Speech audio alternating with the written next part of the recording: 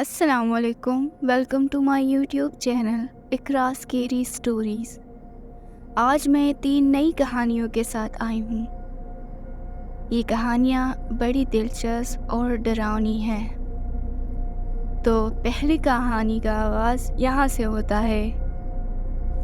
یہ ریوین ووڈ کے چھوٹے سے قصبے میں ایک سرد طوفانی رات تھی۔ سڑکیں بارش سے سنسان تھی اور ہوا ایک بے چین خاموشی کے ساتھ گھنی تھی، جو صرف کبھی کبھار گرج کی آواز سے ٹوٹی تھی۔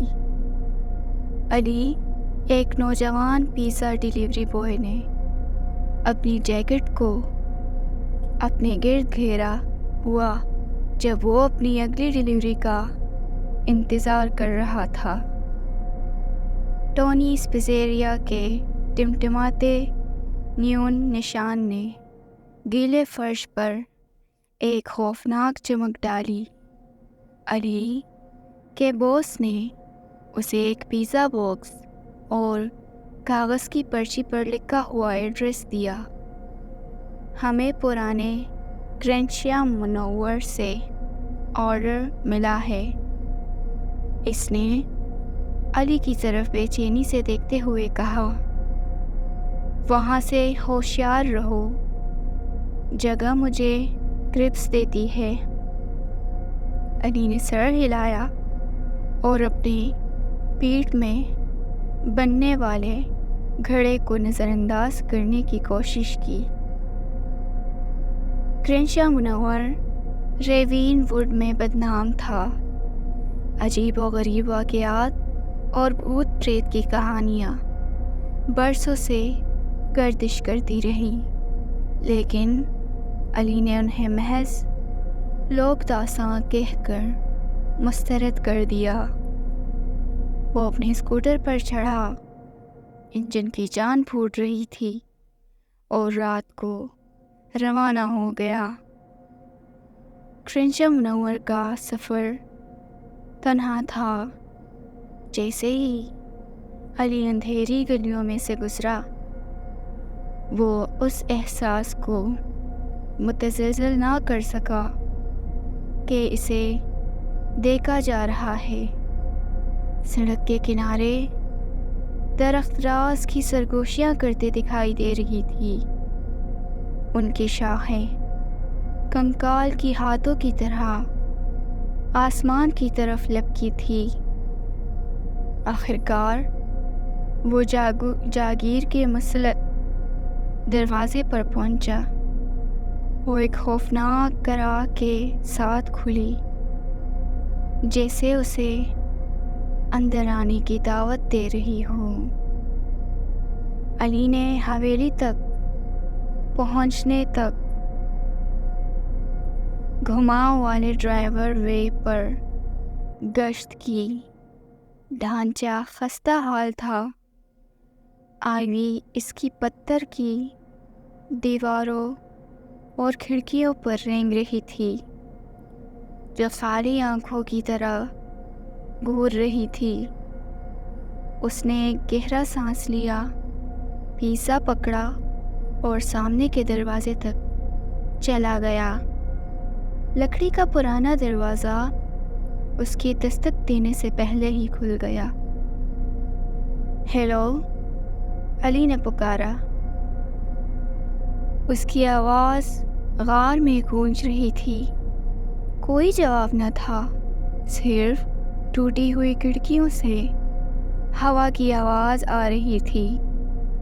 وہ اندر داخل ہوا۔ دروازہ اس کے پیچھے ایک زوردار آواز سے بند ہو گیا۔ علی کا دل دھڑکنے لگا جب وہ مدھم روشنیوں والے بالوں سے گزرا۔ حویلی کمروں اور راہداریوں کی بھول بھلیا تھی، ہر ایک آخری سے زیادہ پریشان کن تھا۔ سخت چہروں والے آباء و اجداد کی تصویریں دیواروں پر لگی ہوئی تھی۔ ان کی آنکھیں اس کے پیچھے چلتی دکھائی دے رہی تھی۔ ہوا دھول اور پوسیدگی کی خوشبو سے بھری ہوئی تھی۔ اچانک علی کو ایک مدھم سی سرگوشی سنائی دی۔ وہ الفاظ نہیں بنا سکتا تھا، لیکن آواز نے اس کی ریڑھ کی ہڈی کو کانپ دیا۔ اس نے شور مچانے کے بعد پیزا آرڈر کرنے والے گاہک کو تلاش کرنے کی امید کی۔ یہ اسے ایک عظیم الشان سیڑھی کی طرف لے گیا۔ جب وہ چل رہا تھا تو اس کے قدم اس کے وزن کے نیچے سے لرز رہے تھے۔ سیڑھیوں کے اوپر علی نے خود کو ایک طویل دالان میں پایا۔ سرگوشیاں تیز ہو گئی تھی۔ زیادہ ضروری، وہ احتیاط سے چل رہا تھا۔ اس کے نیچے فرش کے تختے کرا رہے تھے۔ بند دروازے سے گزرتے ہی سرگوشی اچانک رک گئی۔ علی نے ہچکچایا، پھر آہستہ سے دروازہ دھکیل دیا۔ اندر ایک چھوٹا سا مدھم روشنی والا کمرہ تھا۔ کونے میں ایک پرانی کرسی بیٹھی تھی، آہستہ سے چل رہی تھی، جیسے ابھی کوئی اس میں بیٹھا ہو۔ فرش پر پگھلی ہوئی موم بتیوں کے دائرے سے گرا ہوا ایک خاک آلود پرانی کتاب تھی۔ علی نے اسے اٹھاتے ہوئے ایک عجیب مجبوری محسوس کی۔ جیسے ہی اس کی انگلیوں نے غلاف کو صاف کیا، کمرہ ٹھنڈا ہوتا گیا اور موم بتیاں زندہ ہو گئی۔ اس نے کتاب کھولی اور پڑھنے لگی۔ یہ الفاظ ایک قدیم رسم الخط میں لکھے گئے تھے، جس میں رسومات اور تراکیب کی تفصیل تھی۔ جوں اس نے بلند آواز سے پڑھا، سرگوشیاں واپس آ گئی، زور سے اور زیادہ اسرار۔ ایسا لگ رہا تھا کہ کمرے میں اس کے اندر بند ہو گیا ہے۔ سائے پھیلے ہوئے ہیں اور گمبھیر شکلوں میں مڑ رہے ہیں۔ اچانک سرگوشی بند ہو گئی، جس کی وجہ سے خاموشی نے اس کی جگہ لے لی۔ علی نے کتاب سے نظریں اٹھا کر دروازے پر کھڑی کر دی۔ ایک شخصیت کو دیکھا۔ یہ ایک بوڑھی عورت تھی۔ اس کی آنکھیں دسی ہوئی اور کھوکھلی تھی۔ اس کی جلد پھیکی اور جھرری تھی۔ اس نے اسے شدت سے دیکھا، جس سے اس کا خون ٹھنڈا ہو گیا۔ تمہیں یہاں نہیں آنا چاہیے تھا، اس نے جھنجھلا کر کہا۔ اس کی آواز خشک پتوں کی طرح ہوا میں سرسراہٹ کر رہی ہے۔ گھر دخل اندازی کرنے والوں کے ساتھ حسن سلوک نہیں کرتا۔ علی لڑکھڑاتا ہوا پیچھے ہٹ گیا۔ کتاب اس کے ہاتھ سے پھسل گئی۔ ایسا لگتا تھا کہ کمرہ اس کے چاروں طرف لپکتا اور گھماتا ہے۔ دیواریں اندر بند ہو رہی ہیں۔ اس نے بھاگنے کی کوشش کی، لیکن اس کی ٹانگیں شیشے کی طرح محسوس ہوئی۔ بوڑھی عورت آگے بڑھی اور اس کی ہڈیوں کی انگلیاں اس تک پہنچ رہی تھی۔ جیسے ہی اس کا ہاتھ اس کے کندھے کو چھونے لگا، علی جھٹکے سے جاگ گیا۔ وہ کرین شاہ منور کے فور میں واپس آ گیا تھا۔ پیزا باکس اب بھی اس کے ہاتھ میں تھا۔ دروازہ کھلا تھا اور باہر طوفان تیز ہو چکا تھا۔ لرزتے ہوئے وہ مڑا اور حویلی سے بھاگ گیا۔ پیچھے دیکھنے کی ہمت نہیں کی۔ جب علی نے ٹونی کے پیزیریا میں واپس آیا تو وہ پیلا اور کانپ رہا تھا۔ اس کے باس نے اس پر ایک نظر ڈالی اور اسے معلوم ہوا کہ کچھ غلط ہے۔ کیا ہوا؟ اس نے پوچھا۔ علی نے اسے اچوتا پیزا باکس دے دیا۔ میں نہیں جانتا، اس نے کہا۔ اس کی آواز بمشکل سرگوشی سے اوپر تھی، لیکن پھر بھی کبھی وہاں واپس نہیں جاؤں گا۔ اس رات سے علی نے کرنشا منور کو طاعون کی طرح ڈال دیا۔ اس جگہ کے بارے میں کہانیاں مزید گہری ہوتی گئی اور ریوین ووڈ کے لوگ ملعون حویلی اور اس کی دیواروں کے اندر موجود روحوں کے بارے میں بات کرتے ہیں۔ جہاں تک علی کا تعلق ہے، اس نے اس رات کچھ دیکھا۔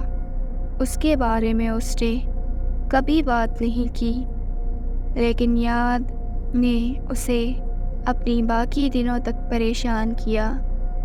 تو یہ کہانی یہی پہ ختم ہوتی ہے۔ ہماری اگلی کہانی احمد کے بارے میں ہے۔ تو احمد کے ساتھ کیا ہوا، یہ اس کہانی میں پتہ چلے گا۔ تو کہانی کا آغاز یہاں سے ہوتا ہے۔ دیہی علاقوں میں گہرائی میں واقع ہانگ ٹنگ کے سوتے ہوئے گاؤں میں دوستوں کا ایک گروپ موسم خزاں کی ایک دیر شام غروب ہوتے ہی سورج کی دھندلی روشنی میں جمع ہوا۔ ان میں احمد کی دھندلی بھی تھا، جو ایک متجسس اور بہادر لڑکا تھا، جو اکثر اپنی بہادری ثابت کرنے کی کوشش کرتا تھا۔ ان کے دوستوں نے اس کی نڈر فطرت کو جانتے ہوئے اسے ایک مشکل شرط کے ساتھ چیلنج کرنے کا فیصلہ کیا۔ احمد، اگر آپ شہر کے کنارے پر واقع پرانی قبرستان میں پورا دن اور رات گزار سکتے ہیں تو آپ ہمارے گروپ کے رہنما بن جائیں گے۔ سام، موجودہ سرغنہ نے ہنستے ہوئے کہا۔ پرانا قبرستان اپنے خوفناک ماحول اور اس کے ارد گرد موجود متعدد بھوت کہانیوں کے لیے بدنام تھا۔ بے چین روحوں کی کہانیاں، عجیب و غریب آوازیں اور بھوت نما نظاروں کو نسلوں سے بتایا جاتا رہا ہے، جس کی وجہ سے یہ ایک ایسی جگہ ہے جہاں اندھیرے کے بعد ہر کوئی گریز کرتا ہے۔ لیکن احمد، جو ہمیشہ اپنی ہمت کا مظاہرہ کرنے کے لیے بے چین رہتا تھا، نے بغیر کسی ہچکچاہٹ کے چیلنج قبول کر لیا۔ آپ چل رہے ہیں؟ احمد نے اعتماد سے جواب دیا۔ میں کل صبح وہاں جاؤں گا اور اگلے دن طلوع آفتاب تک رہوں گا۔ اگلی صبح احمد نے کچھ نمکین، ایک ٹارچ لائٹ، ایک سلیپنگ بیگ اور کچھ کتابوں کے ساتھ ایک چھوٹا سا بیگ پیک کیا تاکہ اسے مصروف رکھا جا سکے۔ اس کے دوست اس کے ساتھ قبرستان کے داخلی دروازے تک گئے۔ ان کے چہرے تشویش اور جوش و خروش سے بھرے ہوئے تھے۔ جب احمد نے انہیں دھکیل کر اندر داخل کیا تو قبرستان کے لوہے کے دروازے خوفناک انداز میں پھٹ پڑے۔ گڈ لک احمد، سیم نے اس کے پیچھے دروازے بند ہوتے ہی پکارا، کل صبح ملیں گے۔ جیسے ہی سورج آسمان میں بلند ہوتا گیا، احمد قبرستان میں بھٹکتے ہوئے، بڑھے ہوئے راستوں، گرتے ہوئے سر کے پتھروں اور قدیم گھنے درختوں کو لے کر جو قبروں پر لمبے سائے ڈالتے تھے، اسے بلوط کے ایک بڑے درخت کے قریب ایک جگہ ملی۔ اس کی مڑی ہوئی شاخیں کنکال کی انگلیوں کی طرح پھیل رہی تھی اور اس نے اپنی عارضی کیمپ قائم کی۔ گھنٹے آہستہ آہستہ گزرتے گئے۔ احمد نے اپنی کتابیں پڑھی، اپنے نمکین کھائے اور اپنے دماغ کو مصروف رکھنے کی کوشش کرتے ہوئے قبرستان کی تلاش کی۔ جیسے ہی سورج غروب ہونا شروع ہوا، درجہ حرارت کم ہوتا گیا اور قبرستان مزید بدصورت نظر آنے لگا۔ سائے لمبے ہوتے گئے اور ایک زمانے کی پرامن خاموشی کی جگہ گھومتے ہوئے پتوں کی خوفناک آوازیں اور دور کی ناقابل شناخت آوازیں آ گئی۔ رات پڑ گئی اور احمد کے اعصاب بھڑکنے لگے۔ اس نے اپنے سیلنگ بیگ میں خود کو لپیٹ لیا، ہاتھ میں ٹارچ لائٹ اور پڑھنے کی کوشش کی، لیکن صفحے پر موجود الفاظ چمکتی ہوئی روشنی میں دھندلا اور ناچتے نظر آئے۔ قبرستان اب اندھیرے میں ڈوبا ہوا تھا اور ہر آواز بڑھتی ہوئی لگ رہی تھی۔ الو کی بڑبڑاہٹ، چھوٹے جانوروں کے گھومنے پھرنے اور بلوط کے پرانے درخت کے پھٹنے سے اس کی ریڑھ کی ہڈی لرز اٹھی۔ آدھی رات کے آس پاس احمد نے ایک ہلکی سوگوار چیخ سنی۔ ایسا لگتا تھا کہ یہ قبرستان کے دور دراز سرے سے قدیم ترین اور سب سے زیادہ نظر انداز شدہ قبروں کے قریب سے آیا ہے۔ اس کا دل اس کے سینے میں دھڑکنے لگا، لیکن اس نے خود کو یاد دلایا کہ اسے شر جیتنے کے لیے رات ٹھہرنی ہے۔ اپنی ہمت کا اظہار کرتے ہوئے اس نے آواز کے ماخذ کی تفتیش کرنے کا فیصلہ کیا۔ اپنی ٹارچ لائٹ کی بیم کو اندھیرے میں کاٹتے ہوئے احمد نے خوفناک شور کی طرف اپنا راستہ بنا لیا۔ جیسے جیسے وہ قبرستان کے قدیم ترین حصے کے قریب پہنچا، ہوا ٹھنڈی ہوتی گئی اور ایک جابرانہ احساس اس پر چھا گیا۔ چیخ و پکار کی آواز بڑھتی گئی اور احمد کی سانسیں اس کے گلے میں پھنس گئی۔ اس نے دیکھا کہ ایک بے ہوش بھوت نما شخصیت ایک آب و ہوا والے ہیڈ سٹون کے قریب کھڑی ہے۔ یہ شکل ایک عورت کی تھی۔ اس کی شفاف شکل چاند کی روشنی میں ہلکی چمک رہی تھی۔ اس کا چہرہ غم سے بھرا ہوا تھا اور ہوا اس کی آنکھیں احمد کی روح میں ڈوبی ہوئی لگ رہی تھی۔ وہ بھاگنا چاہتا تھا، لیکن اس کے پاؤں اس جگہ پر جڑے ہوئے محسوس کر رہے تھے۔ بھوت عورت نے ایک ہاتھ اٹھایا اور قریبی مقبرے کی طرف اشارہ کیا۔ میری مدد کرو، اس نے سرگوشی کرتے ہوئے کہا۔ اس کی آواز احمد کے دل میں غم لے کر چل رہی تھی۔ خوف اور ہمدردی کے امتزاج سے مجبور ہو کر احمد مقبرے کے قریب پہنچا۔ بھاری پتھر کا دروازہ تھوڑا سا کھلا ہوا تھا وہ اندر سے نکلنے والے ٹھنڈے ڈرافٹ کو محسوس کر سکتا تھا۔ وہ ایک لمحے کے لیے ہچکچایا، پھر دروازہ دھکیل کر اندر داخل ہوا۔ مقبرے کا اندرونی حصہ نم اور گندا تھا، جس کی چھت سے کبوتر لٹک رہے تھے۔ کمرے کے بیچ میں ایک پتھر کا تابوت تھا، اس کا ڈھکن قدرے نیا تھا۔ جب احمد تابوت کے قریب پہنچا تو اس کی ٹارچ لائٹ چمکنے لگی۔ اس نے ڈھکن پر ایک نوشتہ دیکھا، اسابیلا ہاوتھورن، پیاری بیٹی۔ اچانک دروازہ اس کے پیچھے بند ہو گیا، جس سے مقبرہ اندھیرے میں ڈوب گیا۔ احمد کی ٹارچ لائٹ چلی گئی اور وہ سیاہ رنگ کے لباس میں رہ گیا۔ اس میں خوف و ہراس پھیل گیا جب وہ ٹارچ کے ساتھ پھسل گیا۔ اسے کام پر لانے کی کوشش کر رہا تھا۔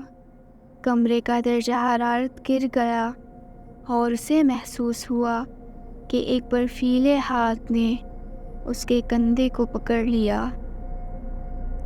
تمہیں یہاں نہیں آنا چاہیے تھا، اس کے کان میں ایک آواز آئی، جس سے اس کی ریڑھ کی ہڈی ٹھنڈی پڑ گئی۔ احمد ادھر ادھر گھوم رہا تھا، لیکن وہاں کوئی نہیں تھا۔ اس کے کندھے پر گرفت سخت ہو گئی اور اسے محسوس ہوا کہ وہ خود کو تابوت کی طرف دھکیل رہا ہے۔ مایوسی اور خوف نے پکڑ لیا اور وہ ٹارچ لائٹ کھولنے، ڈھیلنے، کنیکشن کو ٹھیک کرنے اور کمرے کے ارد گرد روشنی کی کرن ڈالنے میں کامیاب ہو گیا۔ بھوت عورت اس کے سامنے کھڑی تھی۔ اس کا اظہار غم اور غصے کا مرکب تھا۔ مجھے چھوڑ دو، اس نے تابوت کی طرف اشارہ کرتے ہوئے التجا کی۔ مجھے اس غضب سے آزاد کر دو۔ کانپتے ہوئے ہاتھ سے احمد نے تابوت کے بھاری ڈھکن کو ایک طرف دھکیل دیا۔ اندر اسے ایک چھوٹا سا آراستہ ڈبہ ملا جو دھول سے ڈھکا ہوا تھا۔ اس نے پرانے خطوط کا مجموعہ اور ایک لاکٹ تلاش کرنے کے لیے ڈبہ کھولا۔ خطوط میں اسابیلا کی المناک محبت کی کہانی اور اس کی بے وقت موت کی تفصیل دی گئی تھی، جبکہ لاکٹ میں اس کی اور ایک شخص احمد کی ایک چھوٹی سی تصویر تھی، جسے اس کا عاشق سمجھا جاتا تھا۔ جیسے ہی اس نے خطوط پڑھے، اسابیلا بھوت شخصیت دھندلی پڑنے لگی۔ اس کا افسوسناک اظہار نرم ہو گیا۔ شکریہ، اس نے کہکہا لگایا۔ اس کی آواز بمشکل سنائی دی۔ تم نے مجھے آزاد کر دیا۔ ایک آخری شکر گزار مسکراہٹ کے ساتھ اسابیلا غائب ہو گئی اور مقبرے کا جاورانہ ماحول اٹھ گیا۔ احمد نے گہری سانس لی۔ اس پرسکون کا احساس ہوا۔ اس نے خطوط اور لاکٹ کو واپس ڈبے میں رکھ دیا اور احتیاط سے تابوت کو بند کر دیا۔ جب طلوع آفتاب کی پہلی روشنی قبرستان میں داخل ہوئی تو احمد تھکا ہوا لیکن راحت محسوس کرتے ہوئے مقبرے سے نکلا۔ دروازے پر اس کے دوست انتظار کر رہے تھے۔ اسے دیکھ کر ان کے چہرے چمک اٹھے۔ آپ نے یہ کیا احمد؟ سیم نے اس کی پیٹھ پر تالیاں بجاتے ہوئے کہا۔ آپ ہم سب میں سب سے زیادہ بہادر ہیں۔ آپ ہمارے نئے رہنما ہیں۔ احمد کمزور مسکرائے۔ بات کرتے ہوئے بولتے تھک گئے۔ جیسے ہی وہ گاؤں واپس چلے گئے، وہ اس احساس کو بھلا نہیں سکا کہ قبرستان کے بھوت اسے دیکھ رہے ہیں، اس کی مدد کے لیے شکر گزار ہیں، اور اگرچہ اس نے شرط جیت لی تھی، وہ جانتا تھا کہ وہ اس تکلیف دہ رات کے واقعات اور اس غمزدہ روح کو کبھی نہیں بھولے گا جس سے اس نے امن حاصل کرنے میں مدد کی تھی۔ تو یہ کہانی یہیں پہ ختم ہوتی ہے۔ ہماری اگلی کہانی عائشہ نامی ایک لڑکی کی ہے۔ تو اس کہانی کا آغاز یہاں سے ہوتا ہے۔ دھرم پور کے دور افتادہ گاؤں میں گھنے جنگلوں اور قدیم داستانوں کے درمیان بسے ہوئے بزرگوں کی طرف سے ایک ایسی کہانی سنائی گئی جو ایک بار فانی لڑکی سے پیار کر گیا تھا۔ یہ جن کوئی عام روح نہیں تھی، وہ صدیوں کی تنہائی میں جکڑا ہوا تھا۔ اس پر لعنت بھیجی گئی تھی کہ وہ انسانی تعلق کے لیے ایک ناقابل تسخیر آرزو کے ساتھ زمین پر گھومے۔ اس کا نام عزازیل تھا۔ اس گاؤں میں عائشہ نام کی ایک بے مثال خوبصورتی اور حسن معاشرت کی جوان عورت رہتی تھی۔ اس کی زندگی اگرچہ سادہ تھی، لیکن ایک لاعلاج بیماری نے تباہ کر دی تھی۔ اس کی ایک بار متحرک توانائی ختم ہو گئی تھی۔ اس جگہ کمزوری اور مسلسل درد نے لے لی تھی۔ پھر بھی اس کی روح اٹل رہی اور اس کا دل پاک تھا۔ وہ اکثر جنگل میں گھومتی تھی، اس کی پرسکون خوبصورتی میں سکون تلاش کرتی، اس بات سے بے خبر کہ اسے دیکھا جا رہا ہے۔ عزازیل نے مہینوں تک اس کا مشاہدہ کیا، اس کی طاقت اور فضل کے سحر میں اپنی خوفناک شکل کے باوجود اس نے اس کی طرف ایک ناقابل فہم کشش محسوس کی۔ ایک شام جب عائشہ ایک ندی کے کنارے بیٹھی، کمزور اور سانس لینے سے محروم، عزازیل نے خود کو ظاہر کرنے کا فیصلہ کیا۔ چمکتی ہوئی قہر میں وہ اس کے سامنے نمودار ہوا۔ اس کی شکل خوفناک اور مسحور کن تھی۔ عائشہ گھبرا گئی، لیکن ڈری نہیں۔ اس کے تجسس اور مہربانی نے اس کے خوف پر قابو پا لیا۔ عزازیل نے اپنی گہری گونجتی ہوئی آواز اکیلے گھومنے پر کے ساتھ میں عزازیل ہوں یہ کہا۔ اس زمین پر اکیلے گھومنے پر لعنت بھیجنے والا جن، میں نے تمہیں دیکھا ہے عائشہ، اور میں تمہاری روح کی طرف متوجہ ہوں۔ میں تمہاری مدد کرنا چاہتا ہوں، تمہاری تکلیف کو کم کرنا چاہتا ہوں۔ عائشہ اگرچہ محتاط تھی، لیکن اس کی باتوں میں خلوص محسوس ہوا۔ اگر تم واقعی میری مدد کر سکتے ہو عزازیل، تو میں شکر گزار ہوں گا، لیکن ایک طاقتور جن مجھ جیسے بشر سے کیوں پریشان ہوگا؟ عزازیل کی آنکھیں نم ہو گئی، کیونکہ میں نے آپ کی طاقت اور مہربانی دیکھی ہے، میں نے آپ کا درد دیکھا ہے، اور یہ اس تنہائی سے گونجتا ہے جسے میں نے صدیوں سے محسوس کیا۔ مجھے آپ کا ساتھی بننے دو، اور میں آپ کو ٹھیک کرنے کے لیے اپنی طاقت میں ہر ممکن کوشش کروں گا۔ اس کی باتوں سے متاثر ہو کر عائشہ راضی ہو گئی۔ اس دن سے عزازیل اس کے ساتھ رہی، اس کے درد کو کم کرنے اور اس کی زندگی میں خوشی کے لمحات لانے کے لیے اپنی طاقتوں کا استعمال کیا۔ آہستہ آہستہ عائشہ نے اپنی طاقت دوبارہ حاصل کرنا شروع کی اور ان کے مہربان کسی بھی فانی محبت سے زیادہ گہرا رشتہ قائم ہونے لگا۔ تاہم قدیم لعنت جس نے عزازیل کو باندھا تھا آسانی سے ٹوٹا نہیں تھا۔ جیسے جیسے عائشہ سے اس کی محبت بڑھتی گئی ویسے ہی اندھیرے نے اسے گھیر لیا۔ گاؤں کو جن کی موجودگی کا احساس ہونے لگا۔ عجیب و غریب واقعات اور ناگوار سائے رات بھر رینگتے رہتے تھے۔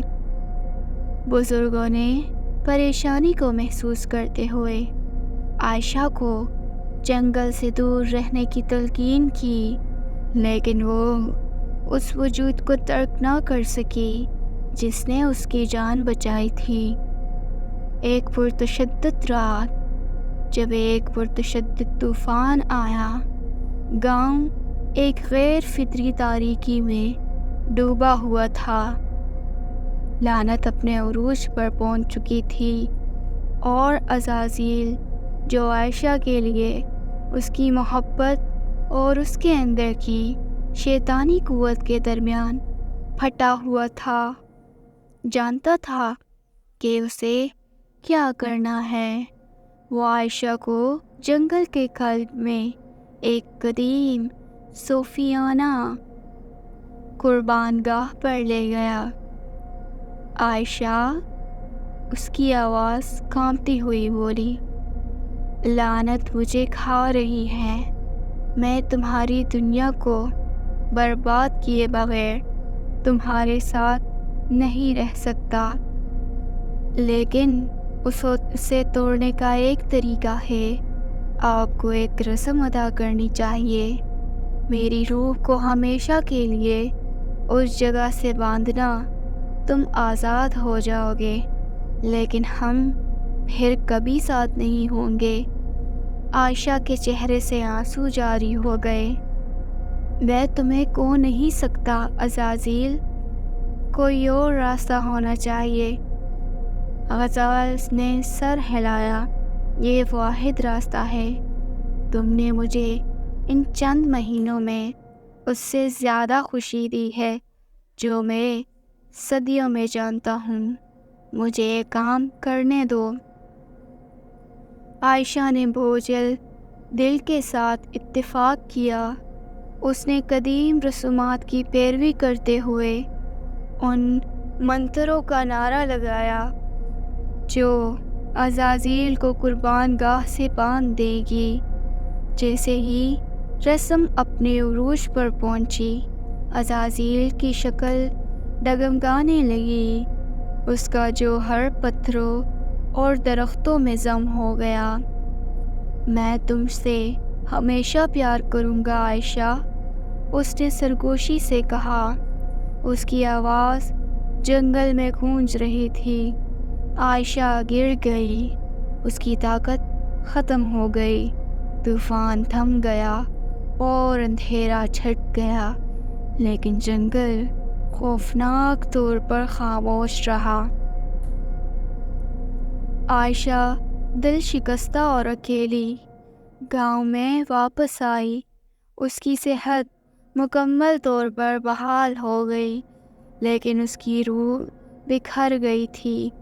سال گزر گئے اور عائشہ نے لمبی زندگی گزاری، لیکن وہ اس جن کو کبھی نہیں بھولی جس نے اسے بچایا تھا۔ وہ اکثر جنگل کا دورہ کرتی تھی، سرسراہٹ کے پتوں اور سرگوشی کی ہوا میں اس کی موجودگی کو محسوس کرتی تھی۔ دیہاتوں نے جواب جنگل سے ہوشیار ہے اس کے کنارے پر نذرانے چھوڑے۔ جن کی قربانی کا احترام کرتے ہوئے جس نے ایک فانی لڑکی سے محبت کی تھی، اور یوں عزازیل اور عائشہ کی کہانی محبت اور نقصان کی کہانی بن گئی۔ ممنوعہ محبت کی قیمت اور قربانی کی لازوال طاقت کی ایک پریشان کن یاد دہانی۔ تو یہ کہانی یہیں پہ ختم ہوتی ہے۔ اس طرح کی کہانیاں سننے کے لیے ہمارا یوٹیوب چینل سبسکرائب کریں اور بیل آئیکن دبانا مت بھولیے گا۔